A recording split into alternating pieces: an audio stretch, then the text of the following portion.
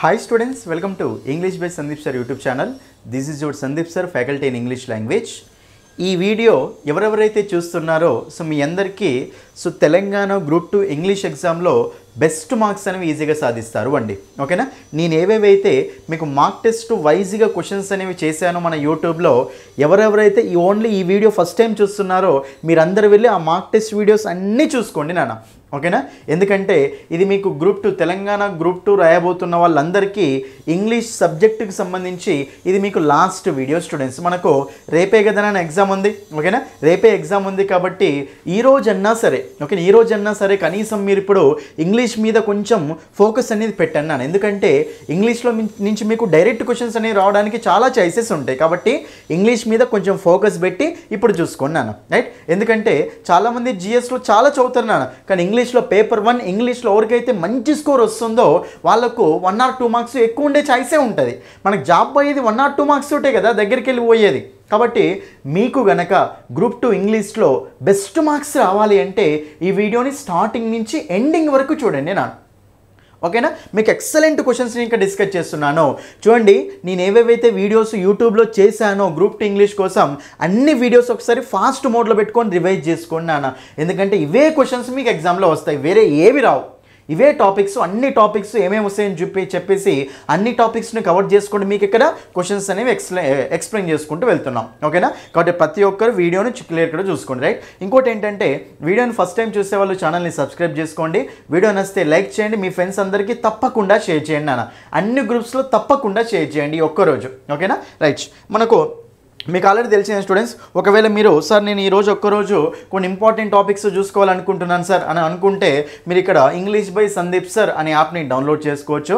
Download చేసుకొని login register అయిన తర్వాత మీరు అక్కడ టీఎస్పీఎస్సీ ఏపీపీఎస్సీ కోర్సెస్ ఓపెన్ చేస్తే మీకు గ్రూప్ 2 ఫుల్ కోర్స్ అనేది కనిపిస్తుంది నాన్న. ఆ కోర్స్ ఓపెన్ చేసి అందులో బై చేసుకోవచ్చు. ఓన్లీ 49 రూపీస్కి పెట్టాను మీకు ఇక్కడ 8 days వ్యాలిడిటీ అని చెప్పేసి. సో మీకు అది కోర్స్ తీసుకున్నాను. నోట్స్ రాసుకోవాల్సిన ఏమి ఉండదు, నోట్స్ అందులోనే ఉంటుంది. ఫాస్ట్ ఏవో ఒక 5-6 ఇంపార్టెంట్ టాపిక్స్ కంప్లీట్ చేసుకొని వెళ్ళండి. అయినా సరే మీకు ఒక 5-6 మార్క్స్ అన్నీ వస్తాయి. ఒక మార్క్ కూడా ఇంపార్టెంటే కదా మనకు. కాబట్టి ఇంపార్టెంట్ టాపిక్స్ ఆల్రెడీ చెప్పాను ఒక వీడియోలో, ఆ టాపిక్స్ అన్న కంప్లీట్ చేసుకోండి కనీసం. రైట్, కాబట్టి ఇది ఓకేనా. యాప్ డౌన్లోడ్ చేసుకున్నాను. యాప్ ఏమైనా రాకపోయినా ఏమైనా ఇష్యూస్ ఉంటే ఈ నెంబర్కి కాల్ చేయండి. రైట్, లేట్ చేయకుండా క్వశ్చన్స్లోకి వెళ్ళిపోదామా. రైట్, చూడండి ఇక్కడ మీకు ఇడియమ్స్ నాన్న. చూడండి ఇక్కడ మనకి ఇడియమ్స్ మనకు ఏమి ఇచ్చాడు అంటే ఇడియమ్స్ని నేను ఇక్కడ ఫాస్ట్గా ఎక్స్ప్లెయిన్ చేసుకుంటూ వెళ్తాను, క్లియర్గా చూసుకోండి.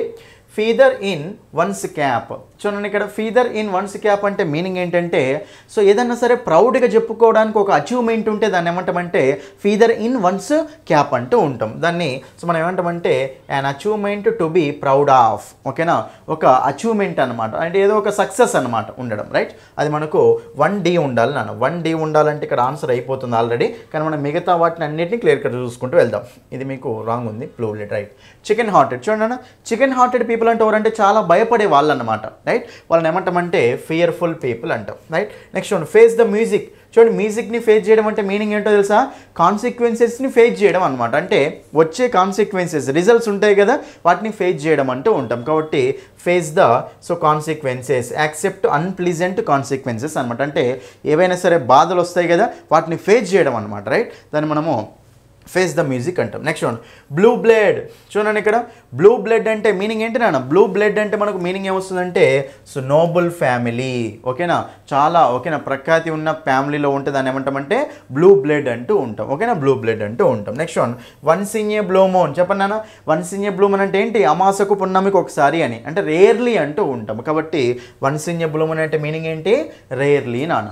మీకు ఇంకో ఇడియం, మోస్ట్ ఇంపార్టెంట్ ఇడియం ఉంటుంది నాన్న, క్యాట్స్ అండ్ డాగ్స్. చూడండి, క్యాట్స్ అండ్ డాగ్స్ అంటే మీనింగ్ ఏంటంటే heavily. It is raining cats and dogs అంటే అది విపరీతంగా కురుస్తుంది అని. ఓకేనా, so it is raining cats and dogs అంటే హెవీలీ అనమాట, విపరీతంగా కురవడం అంటూ ఉంటాం. రైట్, నెక్స్ట్ క్వశ్చన్ చూడండి ఇక్కడ match the following synonyms. Synonyms అంటే సేమ్ మీనింగ్ ఇచ్చే వర్డ్స్ని మ్యాచ్ చేయమంటున్నాను. చూడండి ఇక్కడ ఫస్ట్ ఫ్యూజ్.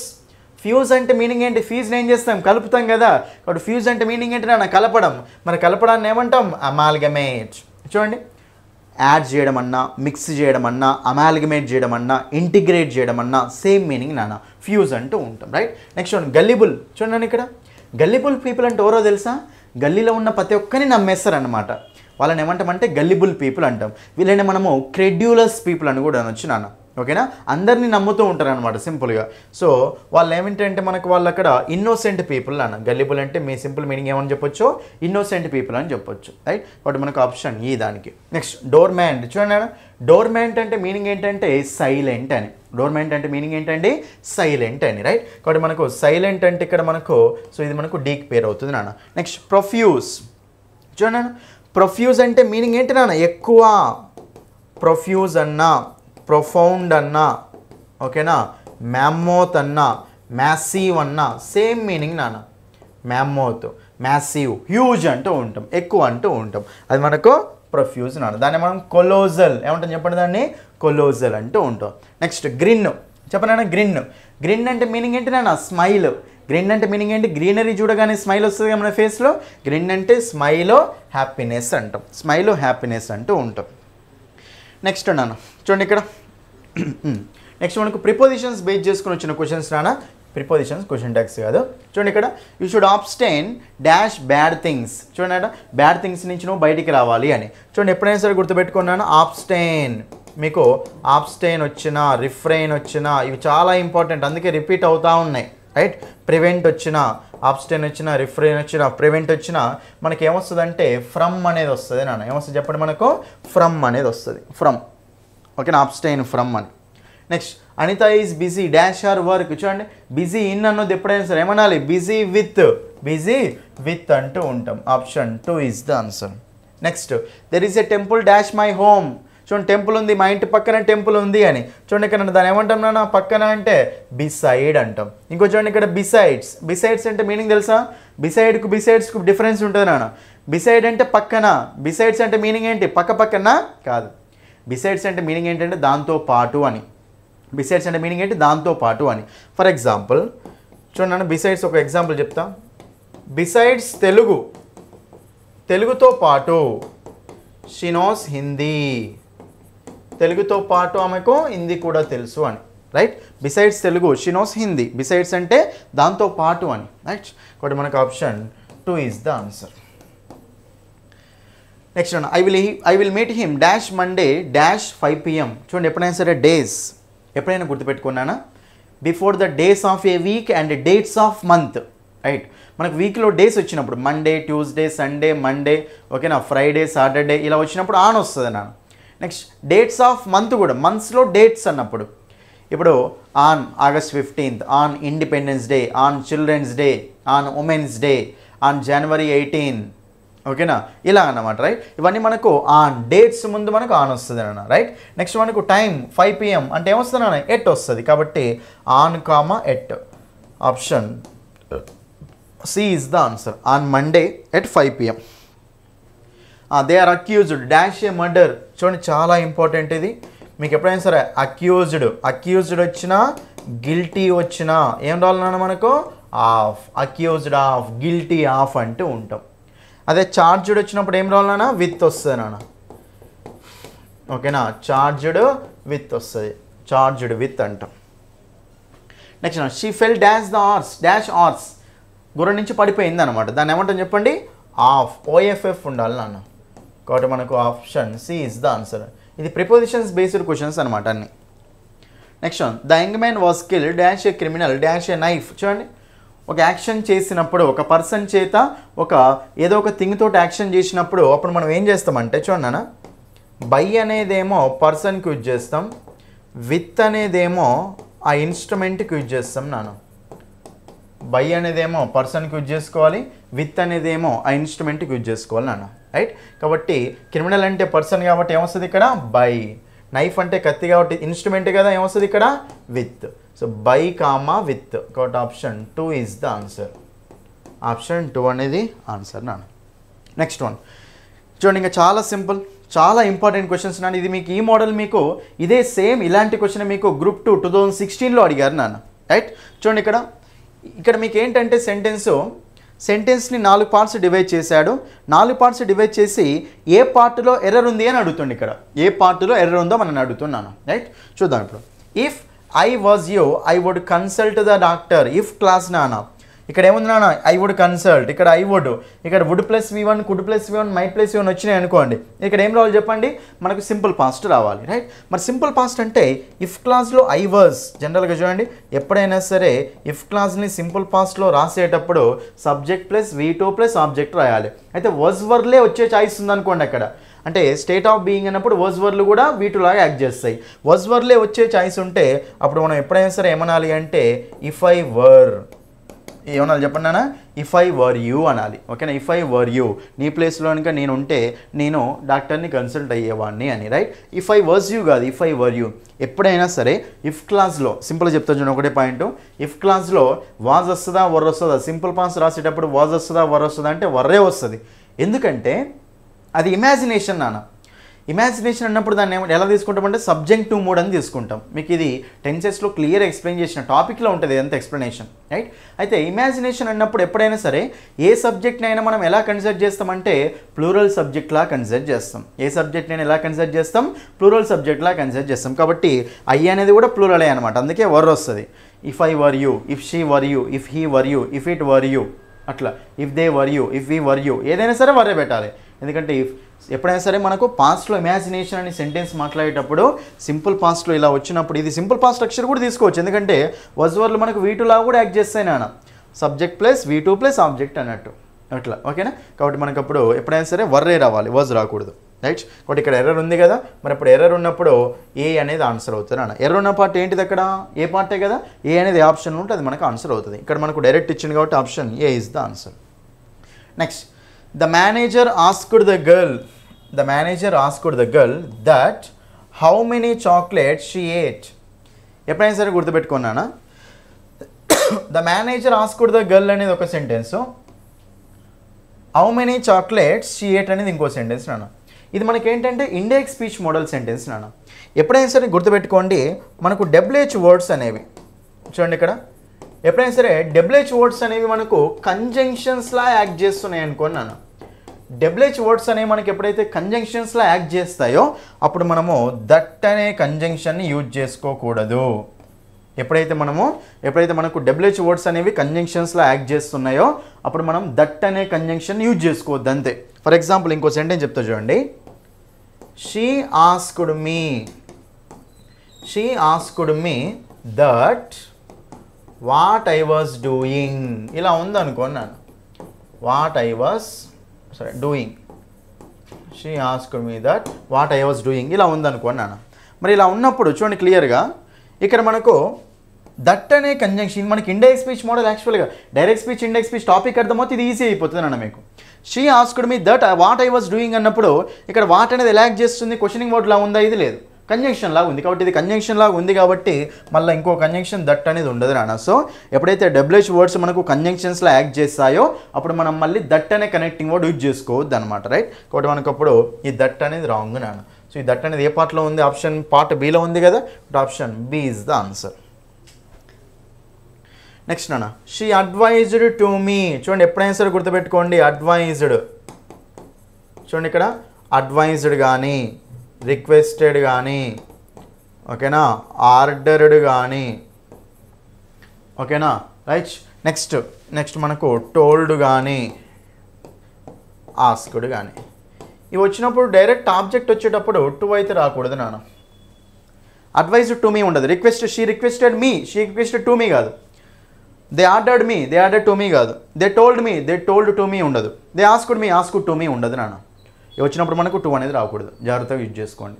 అదే సెడ్ టు అంటాం, సెడ్ పక్కన టూ వస్తుంది నాన్న, సెడ్ పక్కన టూ వస్తుంది నాన్న, కానీ వీటి పక్కన అయితే టూ రాదు, అదొకటి గుర్తుపెట్టుకోండి క్లియర్గా, రైట్. ఇప్పుడు మనకు అడ్వైజ్డ్ టు మీ కదా, అడ్వైజ్డ్ మీ లాస్ట్ వీక్. కాబట్టి ఇక్కడ మనకు రాంగ్ ఉంది కదా, బి అనేది రాంగ్ ఉంది అన్నట్టు, బి ఇస్ ద ఆన్సర్ అంతే. చూడండి, he has been waiting for me, అతను వెయిట్ చేస్తూనే ఉన్నాడు. ఇది ఏ టెన్స్ నాన్న, ప్రెజెంట్ పర్ఫెక్ట్ కంటిన్యూస్ నాన్న. ఎప్పటి నుండి 2 PM నుండి వెయిట్ చేస్తున్నాడు. మరి ఇప్పుడు ఫ్రమ్ అంటామా సిన్స్ అంటామా, సిన్స్ అనాలి నాన్న. ఎందుకంటే గుర్తుపెట్టుకోండి ఎప్పుడైనా సరే మనకు నేను చూడండి, నేను మీకు ఆల్రెడీ టెన్సెస్ని బేస్ చేసుకొని 2 వీడియోలు చేసిన, అవి చూసిరో లేదా మీరు, టెన్సెస్ని బేస్ చేసుకొని చేసిన చాలా ఇంపార్టెంట్ వీడియోస్ అవి, చాలా అంటే చాలా ఇంపార్టెంట్ అవి, ఓకేనా. చూడండి ఇక్కడ మీకు ఎప్పుడైనా సరే సెంటెన్స్ ప్రెజెంట్ పర్ఫెక్ట్ కంటిన్యూస్లో ఉంటే అతడు వెయిట్ చేస్తూ ఉన్నాడు 2 PM నుండి. అంటే యాక్షన్ అనేది పాస్ట్లో స్టార్ట్ అయింది, అది కంటిన్యూ అవుతుంది, ఇప్పుడు కూడా కంటిన్యూ అవుతూనే ఉంది. అలాంటి యాక్షన్స్ చెప్పేటప్పుడు మనము ప్రెజెంట్ పర్ఫెక్ట్ కంటిన్యూస్ టెన్స్లో చెప్తాం. అప్పుడు నుండి అన్నప్పుడు, ఎప్పటి నుండి అన్నప్పుడు ఇక్కడ మనకు సిన్స్ అని ఏం రావాలి చెప్పండి, సిన్స్ అనేది రావాలి నాన్న.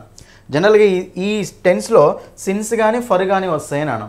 సిన్స్ అనేదేమో పాయింట్ ఆఫ్ టైం, ఫర్ అనేదేమో పీరియడ్ ఆఫ్ టైం. ఇది కూడా చాలా ఇంపార్టెంట్. ఇప్పుడు ఒకవేళ 2 hours 3 hours అని ఇచ్చారు అనుకోండి, అప్పుడు ఏమొస్తుంది అక్కడ for. Since 2 hours for 2 hours for 2 hours వస్తుంది.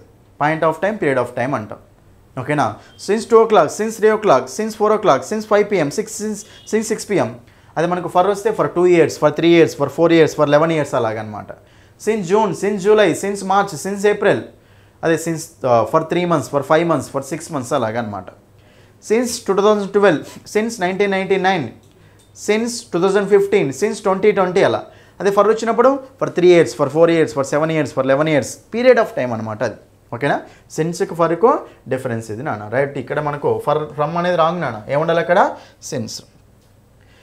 నెక్స్ట్ నాన్న చూడండి, ఇక్కడ select the wrongly spelled word అట. స్పెల్లింగ్ అనేది రాంగ్ ఉన్న వర్డ్ ఏంటో అడుగుతున్నాను. చూడండి, ఇక్కడ రాంగ్ ఉన్న వర్డ్స్ స్పెల్లింగ్. లాయర్ కరెక్టే ఉంది. మెయింటెనెన్స్ చూడండి అన్న, మెయింటెనెన్స్ కాదు, మళ్ళీ మెయింటెనెన్సే ఉండాలి. స్పెల్లింగ్ కరెక్టే ఉంది. సర్వేలెన్స్ ఇది రాసుకోండి, క్లియర్. స్పెల్లింగ్ కరెక్టే ఉంది. కానీ నెసెసరీ చూడండి, ఇక్కడ నెసెసరీ అన్నప్పుడు సింగిల్ సి ఉండాలి, తర్వాత ఏముండాలి, డబల్ ఎస్ ఉండాలి నాన్న. కానీ అక్కడ మనకు డబల్ ఎస్ ఉందా, లేదు కాబట్టి రాంగ్లీ స్పెల్డ్ వర్డ్ అంటే ఇది. మిగతావన్నీ కరెక్టే ఉన్నాయి స్పెల్లింగ్స్. ఓకేనా. అది నెక్స్ట్ రెస్టారెంట్ స్పెల్లింగ్. ఇది చాలా ఇంపార్టెంట్, ఎగ్జామ్లో అడగవచ్చు. రెస్టారెంట్ RANT ఉండాలి, RENT కాదు, RANT ఉండాలి. నెక్స్ట్ చూడండి, మళ్ళీ రాంగ్లీ స్పెల్డ్ వర్డ్ అడుగుతుండు. చూడండి, కిరోసిన్ కరెక్టే ఉంది, ఎక్సర్సైజ్ కరెక్టే ఉంది, నైబర్ కూడా కరెక్టే ఉంది నాన్న. కానీ ఫేవరెట్ చూడండి, ఇక్కడ ఫేవరెట్ అన్నప్పుడు మనకు RITE ఉండాలి నాన్న, RITE ఉండాలి. ఫేవరెట్ అన్నప్పుడు RITE ఉండాలి. ఓకేనా. కాబట్టి మనకి ఇది రాంగ్ ఉంది కాబట్టి ఇదే మన ఆన్సర్. ఆన్సర్ వస్తుంది అక్కడ option A is option C is the answer. Next నాన్న, one who loves mankind. చూడండి నాన్న, లవ్స్ ఫిల్ అంటే మీనింగ్ ఏంటి నాన్న, లవ్.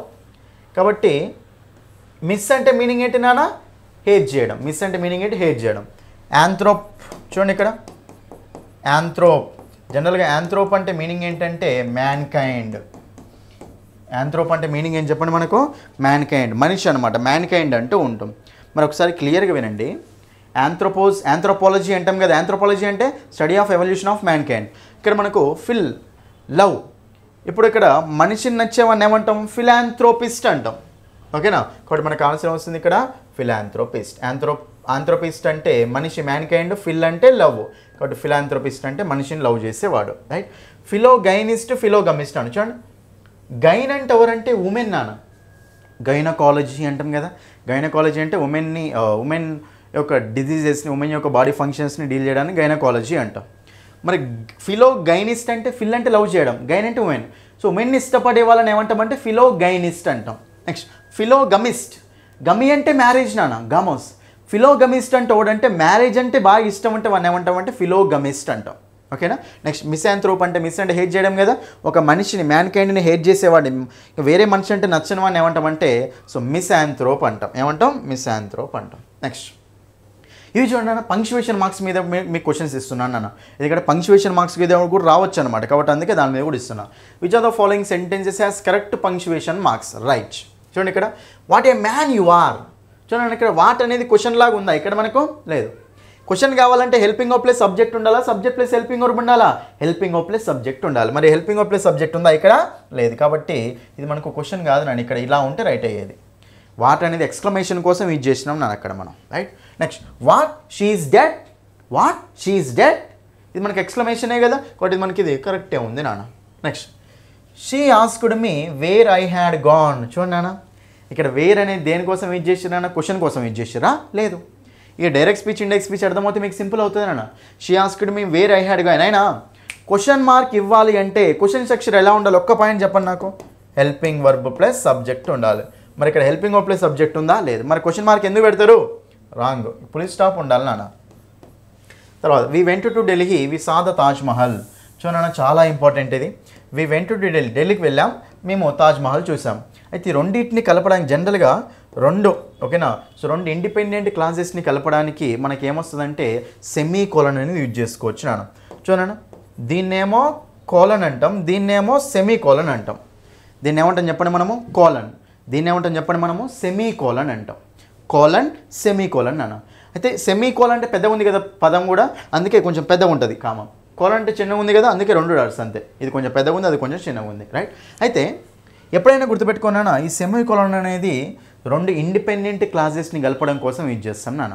కాబట్టి ఇక్కడ we went to Delhi we saw the Taj Mahal అన్నప్పుడు మరి ఇప్పుడు రెండు ఇండిపెండెంట్ క్లాసులు కదా, ఇక్కడ ఏముండాలి? సెమీ కోలన్ ఉండాలి. ఏముంది అక్కడ? కోలన్ ఉంది. కాబట్టి మనకి ఇది రాంగ్. సో మనకు ఆన్సర్ వస్తుంది option 2 is the answer. Next, Raju where are you going? చూడండి అన్న, కన్వర్జేషన్. చూడండి, మాట్లాడేటప్పుడు రాజు ఏం చెప్పాడు? వేర్ ఆర్ యూ, నువ్వు ఎక్కడికి వెళ్తున్నావు అని అడిగాడు. మరి అప్పుడు కన్వర్జేషన్ అన్నప్పుడు సెమీ కోలన్ ఉంటుందా, కోలన్ ఉంటుందా? కోలన్ ఉండాలి. వాడు ఏమి ఇచ్చిండు? సెమీ కోలన్ ఇచ్చాడు. Wrong. Mahesh I'm going to college. Okay, Mahesh అనేవాడు చెప్పిండు. చూడండి, ఇక్కడ డైలాగ్స్ మాట్లాడేటప్పుడు ఏముంటుంది అక్కడ? కంపల్సరీ కోలనే ఉంటుంది కదా. కాబట్టి ఇది ఓకే, ఇది కరెక్టే ఉంది. కానీ ఇక్కడ లాస్ట్లో ఫుల్ స్టాప్ ఉందా? లేదు. కాబట్టి ఇది కూడా రాంగే, ఇది కూడా రాంగే. తర్వాత how beautiful this city is. How beautiful this city is. How అనేది ఇక్కడ క్వశ్చన్ మార్క్, క్వశ్చన్ కోసం వచ్చిందా, నార్మల్ ఎక్స్క్లమేషన్ కోసం వచ్చిందా చెప్పండి? ఎక్స్క్లమేషన్ కోసం వచ్చింది. ఎట్లా చెప్తారు?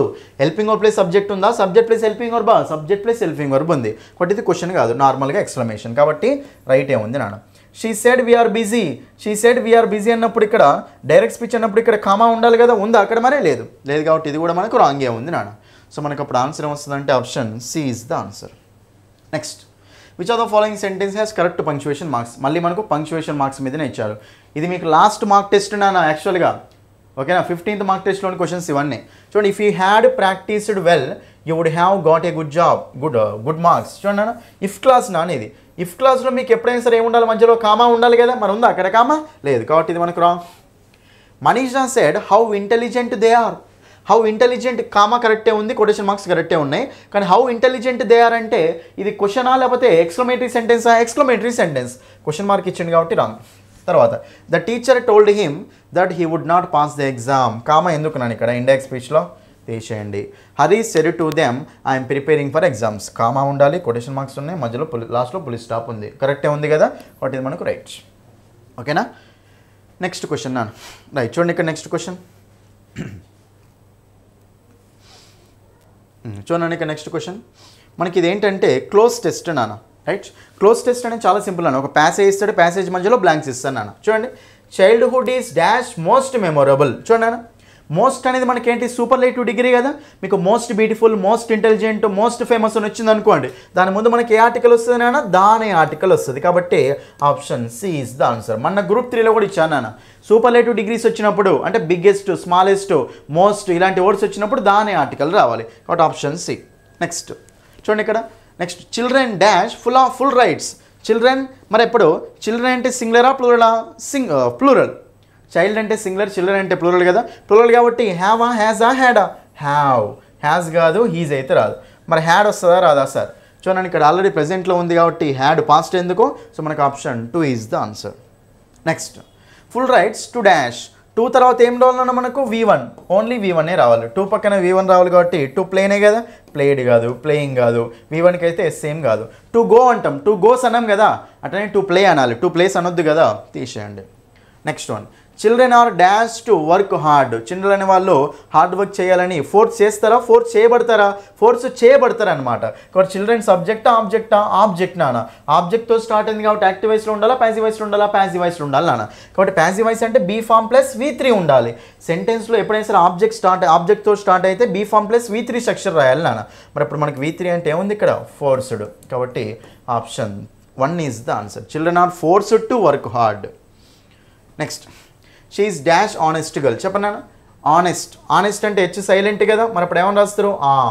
కాబట్టి మనకి ఏమొస్తుంది ఇక్కడ? An honest girl. గుర్తుపెట్టుకోండి, ఎప్పుడైనా సరే మీకు ఎప్పుడైనా సరే ఆ సౌండ్ ఆ నుంచి ఈ వర్డ్ ఇక్కడ ఏ వర్డ్ ఇచ్చినా సరే తెలుగులో రాసుకోండి.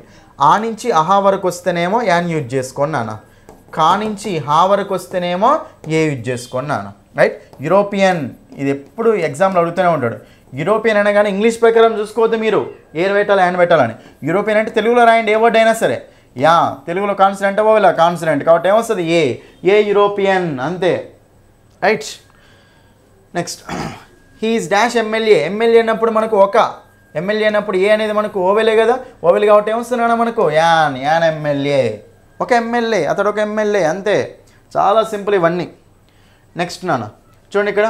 నెక్స్ట్ మనకి ఏమడుతుండో active voice, passive voice, direct speech, indirect speech. మన గ్రూప్ 3లో క్వశ్చన్స్ ఇచ్చారు నాన్న. ఇప్పుడు మనకు మ్యాక్సిమం రావచ్చు, ఓకే రావచ్చు నాన్న, రైట్. చూడండి ఇక్కడ చాలా సింపుల్. ఫస్ట్ మీకు బీ ఫామ్ ప్లస్ V3 నాన్న. బీ ఫామ్ ప్లస్ V3 ఉంటే అది మనకి ఏమవుతుంది అంటే ప్యాసివ్ వాయిస్ అవుతుంది. బీ ఫామ్ ప్లస్ V3 లేకపోతే యాక్టివ్ వాయిస్ అవుతుంది, అంతే. చూడండి ఇక్కడ the agent had disclosed the secret.